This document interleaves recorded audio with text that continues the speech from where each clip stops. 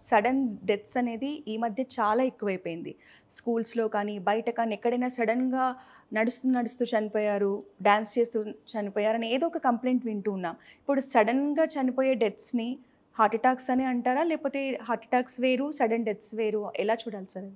So sudden death అంటే అకస్మాత్తుగా చనిపోవటం, కుప్పలు పడిపోయి చనిపోవటం అంటారు చూడండి అలాంటి. హ్మ్. Usually by definition symptoms start అయిన ఒక గంట లోపల చనిపోవటం. హ్మ్. ఆర్ మనిషి ఎవరన్నా 24 గంటలు చూడకుండా చనిపోయారనుకోండి, దాన్ని కూడా సడన్ డెత్ అంటారు. సో ఈ 3 డెఫినేషన్స్ వాడతారు. హ్మ్. But the commonest cause of sudden death is heart attack. Oh! So heart attack కొంతమంది నొప్పి రాకముందే నిద్రలో కూడా చనిపోవచ్చు. ఎందుకంటే హార్ట్ అటాక్ వచ్చిన ఇనీషియల్ ఫేజ్‌లో ఒక ఎలక్ట్రిక్ స్టార్మ్ లాంటిది వస్తుంది. గుండె 400, 500 సార్లు కొట్టుకుంటుంది. వెంట్రుకలు ఫిబ్రిలేషన్ అంటారు. హ్మ్. సో కొంతమందికి ఈ ఫిబ్రిలేషన్, ఈ గుండె రక్తనాళం మూసుకుపోయిన ఎమ్మటే నొప్పొచ్చే ముందు కూడా ఈ ఫిబ్రిలేషనే వచ్చి నిద్రలో చనిపోవచ్చు. లేకపోతే సడన్‌లీ పడిపోయి చనిపోవచ్చు. హ్మ్. కొంతమందికి నొప్పొచ్చిన తర్వాత హాస్పిటల్‌కి వెళ్ళే లోపల హార్ట్ అటాక్స్‌లో చనిపోయే వాళ్ళలో సగానికి సగం మంది హాస్పిటల్‌కి వెళ్ళే లోపలే ఏ కంట్రీలో అయినా చనిపోతారు. హ్మ్. సో వాటిని కూడా సడన్ డెత్ అంటారు. సో సడన్‌గా అకస్మాత్తుగా చనిపోవడానికి most important cause is heart attack. So okay. Sudden death is a very common cause of death. చాలామందికి తెలీదు. హ్మ్. సడన్ డెత్ అంటే చాలా అన్‌కామన్ అనుకుంటారు. కాదు, చాలా కామన్. దీన్ని ప్రివెంట్ చేయటం ఏంటంటే హార్ట్ అటాక్స్ ప్రివెంట్ చేయటం. హ్మ్. అన్నిటికన్నా ఈజియెస్ట్ వే.